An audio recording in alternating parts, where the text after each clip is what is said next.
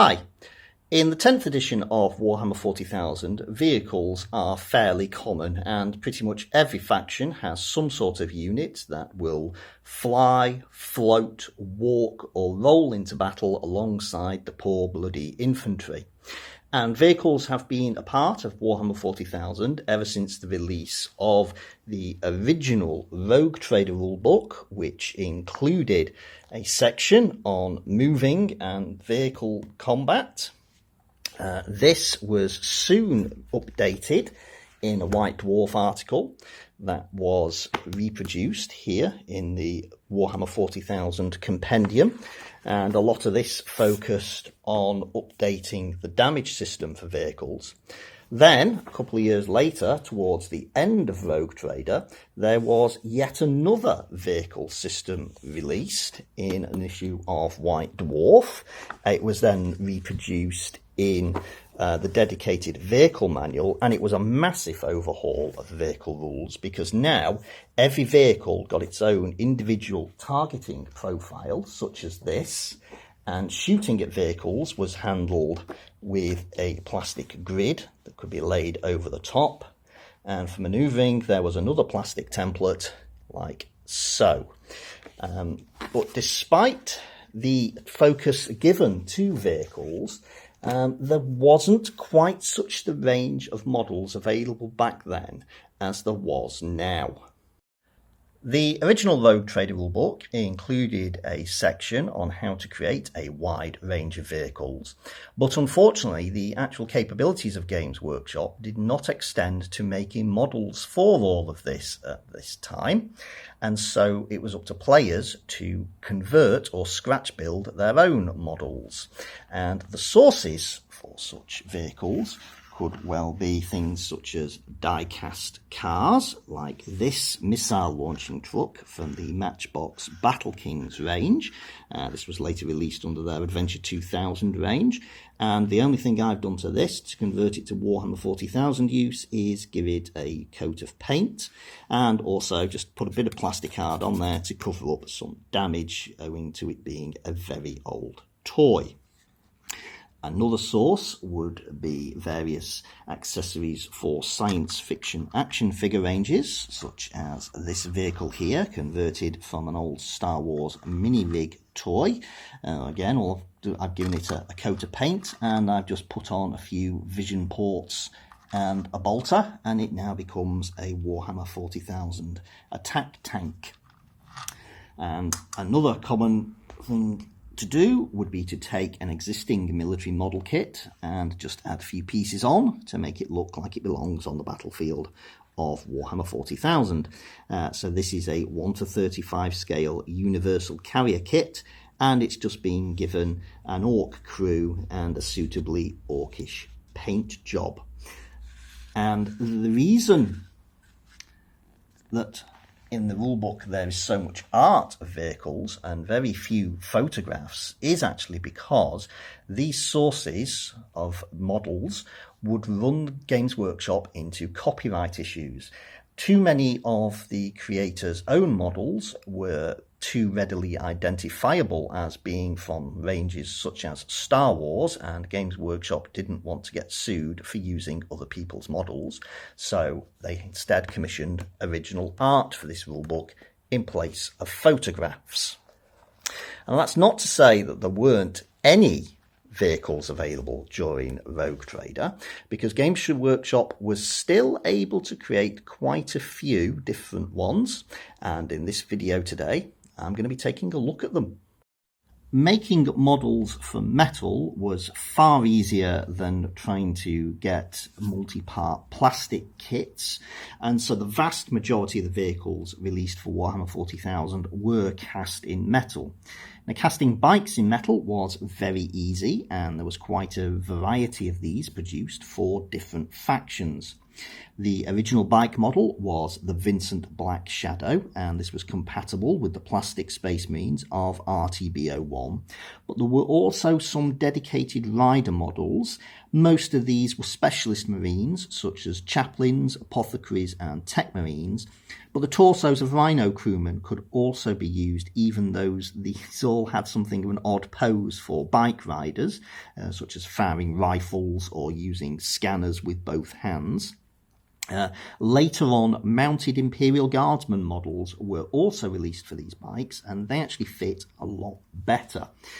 There was a variant of the Vincent Black Shadow, though, and this had a sidecar that mounted a heavy weapon. Again, you could use plastic Space Marines or the dedicated rider models. There was actually a dedicated set of legs. This particular pose here doesn't suit any of these Space Marine models very well, so each bike came with one of these proper sets of gunner legs. And then, towards the end of Rogue Trader, there was actually another version of the bike released, far more detailed version, and this was only released as a single rider model, again compatible with RTB01, but there was no heavy weapon version.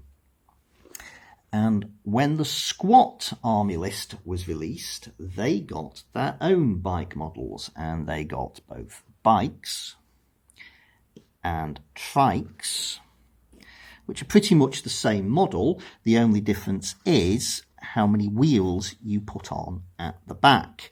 And everything is the same on this model, except you got a single wheel with a slot in that would fit over the back, or two wheels with holes in that would fit onto these small pegs here.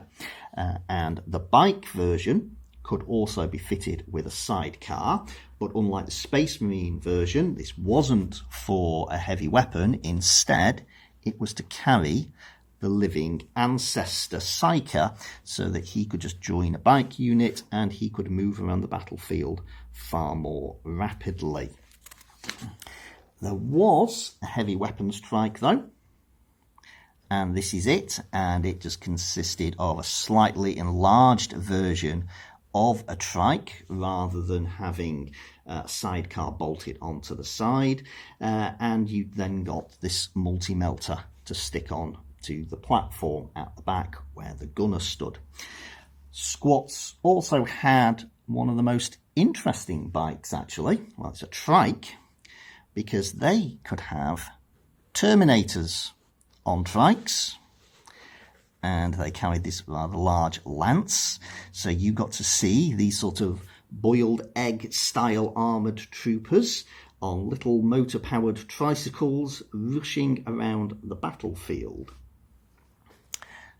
Towards the end of Rogue Trader, again, another version of Squat Bike was released, and here it is again. This is just a far more detailed version than the original one, and again, as with the Space Marines updated bike, there was no variation on this. They didn't produce a trike, they didn't produce a sidecar, they didn't produce a heavy weapons version. You just had this one, and it wasn't available for all that long before the end of Rogue Trader, and Squats pretty much disappeared.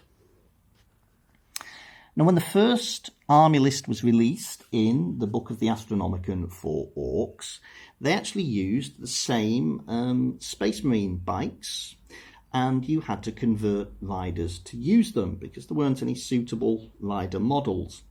But when they got their own army list in White Dwarf, they finally got their own specialised attack bike.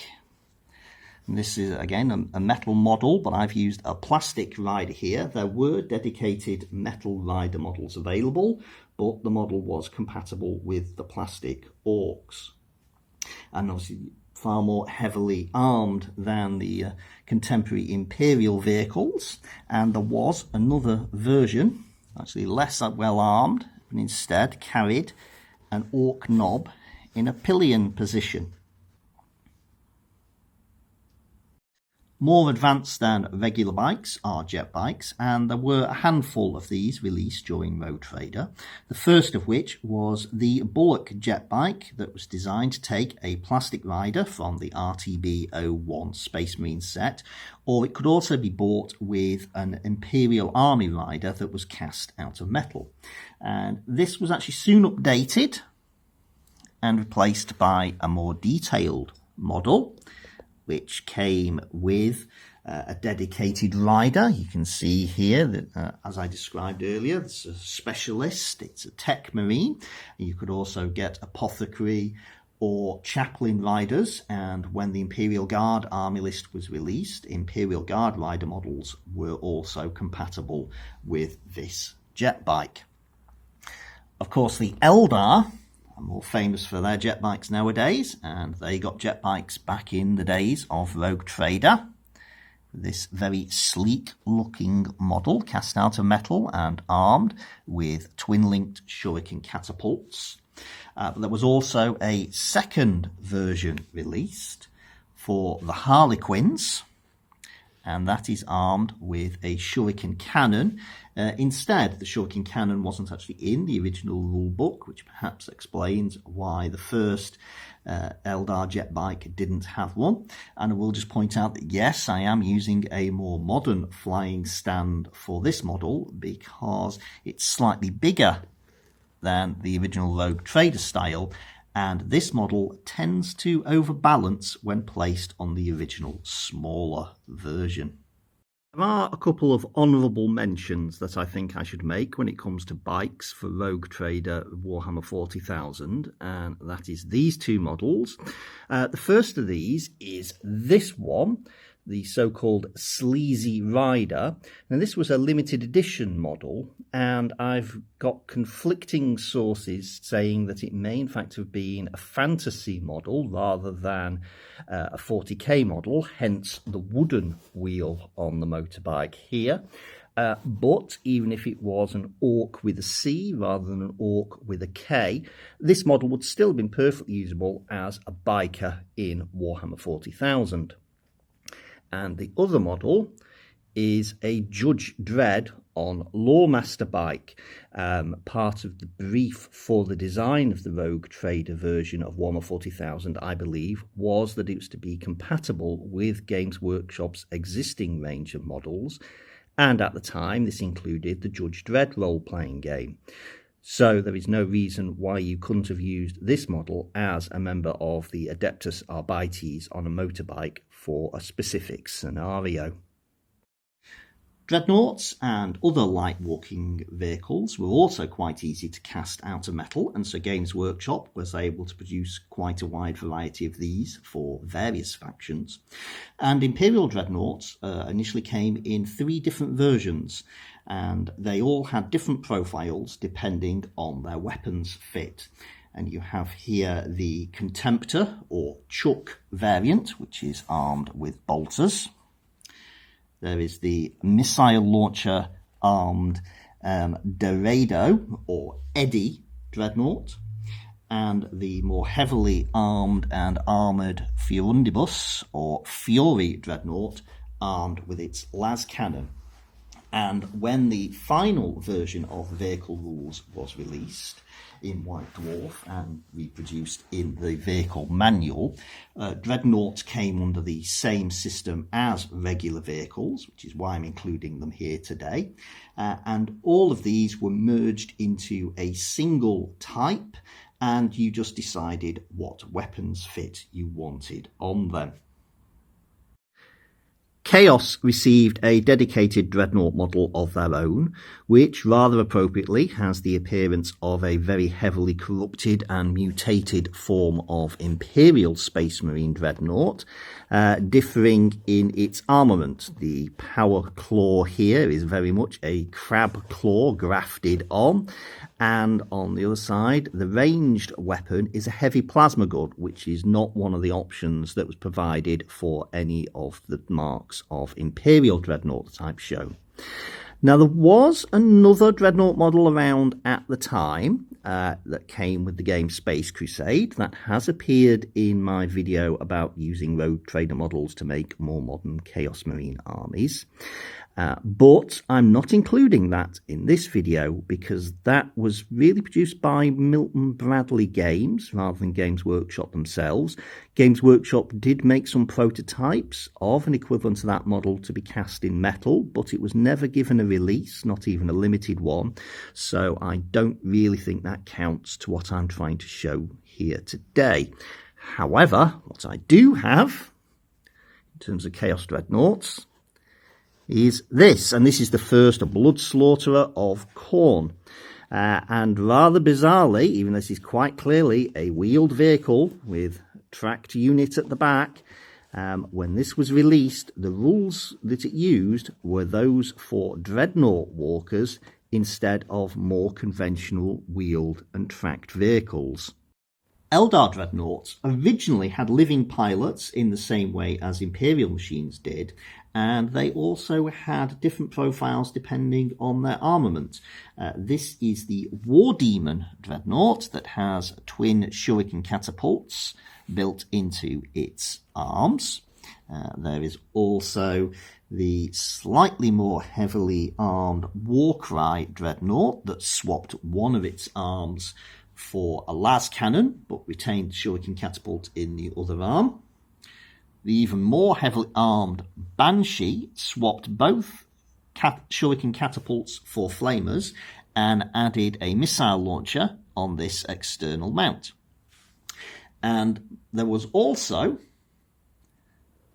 the Spirit Warrior vehicle, which, although it fought under Dreadnought-style rules early on, lacked the living pilot. And this really is the forerunner of the Wraith Lord that we know today, using the Spirit Stone to direct the vehicle instead of a pilot inside a cockpit here. And as with the Imperial Dreadnoughts, the final version of the Rogue Trader rules for vehicles just brought all of these under a single profile, and you just had different options for what weapons you wanted to give them. Orc Dreadnoughts came in 2- and 4-arm versions, just as they do today, and just as today, half of the weapons on the Dreadnought will be mechanical pincers, while the other half will be ranged weapons. And unlike the Eldar and Imperial Dreadnoughts that began with different profiles for different weapons fit, with the Orcs you simply had one profile for a 2-arm Dreadnought and one for a 4-arm Dreadnought, and you just had all sorts of options of what weapons you would fit to them. And the kit was the 2-arm Dreadnought was the basic version, and then to make it into a 4-arm Dreadnought, there was just an extra few parts that would fit in this middle section here, which then added the extra 2 arm mounts. As well as Dreadnoughts, there were also some more mundane walking machines released in Rogue Trader, and the forces of the Imperial Guard received the first version of their Sentinel Scout Walker, armed with a multi-laser, and there were a couple of different pilots versions available for this, but it didn't change the profile of the vehicle. And the Eldar received their first version of the War Walker with its las cannon and multi-laser, and quite a few of the parts on this actually appeared on other Eldar models. The torso and this antenna arrangement at the back can be found on the Dreadnought and Spirit Warrior models, while these gun shields come from the heavy weapons platforms as well, so there are only a few unique parts required for this model. A handful of light vehicles were also released as cast metal models, and Imperial forces received 2 different variants of the Landspeeder. This is the Space Marine version, which is armed with a multi-melter and a melter gun. There were no heavy flamers when this was first released. Whilst for the Imperial Army, and later the Imperial Guard, there was this variation, which is far more heavily armed with a heavy plasma gun and a heavy bolter in the forward mounting instead. And again, I'm using far more modern flying stands for these, because if you use the small original ones, they do tend to tip over a bit. Although rapiers later became classed as support weapons in their own right, the original version of the rapier was a light tracked vehicle on which the crew would ride as they moved from one place to another before setting up the heavy weapon that the vehicle was armed with. And this original version of the rapier was armed with a multi-laser. But there was also a second variant produced later on that was armed with a multi-melter instead. The Orcs also received some light attack vehicles cast in metal, starting with this buggy, with its basic wheeled chassis and a two-man crew mounting a heavy weapon. In this case, it's a heavy bolter, although you could also get it with heavy plasma gun or a multi-melter. Now, this was available for quite some time, and initially it was actually known as the large Orc buggy, because there was also a small Orc buggy, which was also sometimes known as the Orc go-kart. Again, this has got a two-man crew and a heavy weapon, but as you can see, it is much smaller. And unlike the larger buggy, this was only available for a very short time through mail order only. Again, you can swap what heavy weapons you want on it, though. I believe originally it just came with a heavy plasma gun on this version, although this particular example instead has an alternate version of the heavy bolter weapon. In addition to the buggies, we also got some partially tracked vehicles for the Orcs, and here we have the Orc War Track. Again, got a two-man crew and a heavy weapon, a las cannon in this case, but that's compatible with the heavy weapons on the Orc buggies, so you could swap it out for heavy bolter, multi-melter, or heavy plasma gun. This vehicle also came with the Hopsplat artillery gun, and it could be towed from the hook at the back of the vehicle. That didn't actually count as a vehicle though, so I'm not going to be showing it in this video. I will instead be showing this variant of the Orc War Track, which is the War Track Scorcher, and that dispensed with the ability to tow a Hopsplat artillery gun because it needed its towing hook to tow the fuel tank that provided the volatile liquid that fueled the main flame-throwing weapon at the front. The final version of the Rogue Trader vehicle rules, presented in White Dwarf and later in the dedicated vehicle manual, also brought in some models from the 40k range, which you might not think really of as vehicles, but they were given vehicle profiles anyway. And the first of these is the Juggernaut of Khorne, which was considered to be a walking vehicle with a single rider, owing to the sheer toughness of the Juggernaut itself. And in a similar vein, owing to its sheer size and toughness, the Tyranid Screamer Killer was also considered to be a vehicle towards the end of the Rogue Trader era.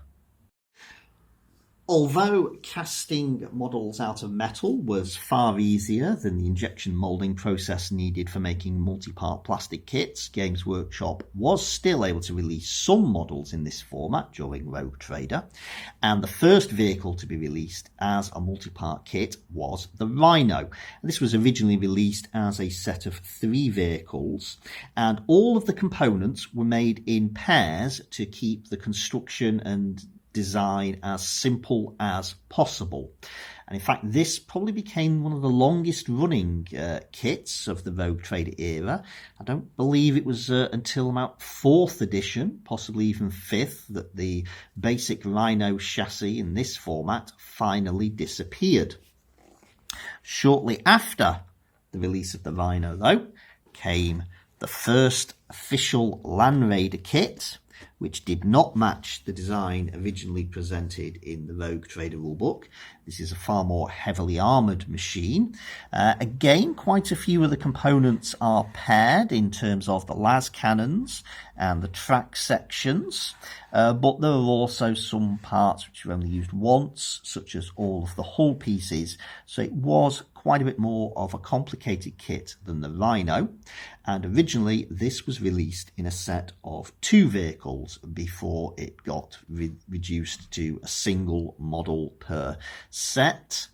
And mysteriously this one disappeared during the 2nd edition, even though a replacement was not made immediately available. And also for the Imperium there was the Predator, which is just a variation on the Rhino still. This took the Rhino kit and just added in an extra plastic sprue. Oddly, in Rogue Trader we did get an all-plastic version of the Predator, whereas the later versions in 2nd edition used metal components instead. And this may have started out as a conversion. There is an article in White Dwarf showing some partially converted Rhinos, and one of them has a dome turret and some sponson mounted las cannons. Whether that did form the basis for the Predator or not, I cannot say though. And the final multi-part plastic kit released on the Rogue Trader, it's also the only non-Imperial multi-part plastic vehicle kit released during that time, and that is the Orc Battle Wagon.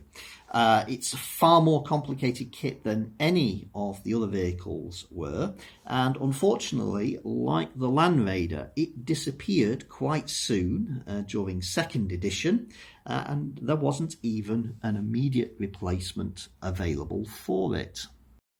I will end this video, as I so often do, with a group shot of the models that I've looked at during the course of it, including our 2 honourable mentions, the Sleazy Rider and Judge Dredd on his Lawmaster. And this is not quite the end of the story of Rogue Trader vintage vehicles for Warhammer 40,000, because there were also some variations on some of these that gamers were expected to convert for themselves. And I will be taking a look at those in the next part of this little video series. In the meantime, I hope you enjoyed this look at Games Workshop's official vehicle model kits for the Rogue Trader vintage of Warhammer 40,000. And thanks for watching. Bye.